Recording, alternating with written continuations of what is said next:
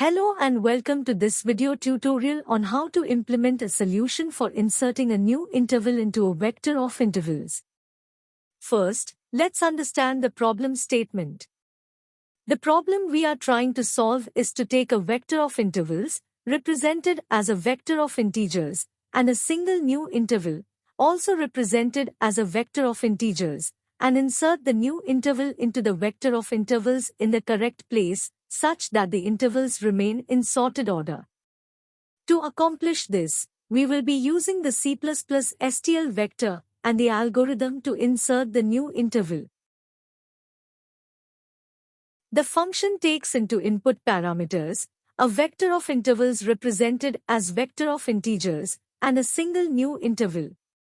And it returns the final vector of intervals after inserting new interval. Now, let's move on to the implementation of the function.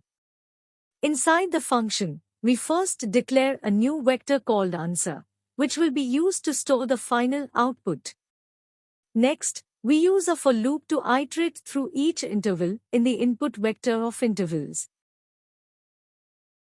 Inside the for loop, we use an if-else statement to check the relationship between the current interval and the new interval.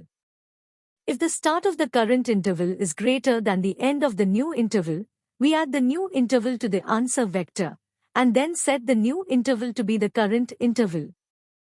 Otherwise, if the end of the current interval is less than the start of the new interval, we add the current interval to the answer vector.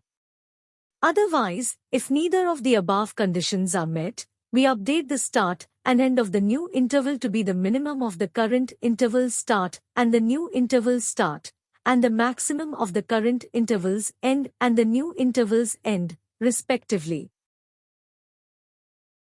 After the for loop, we add the new interval to the answer vector, and then we return the answer vector as the final output. And that's it. With this code, we have successfully implemented a function to insert a new interval into a vector of intervals. I hope this tutorial was helpful, and if you have any questions, feel free to ask in comments. Thank you for watching.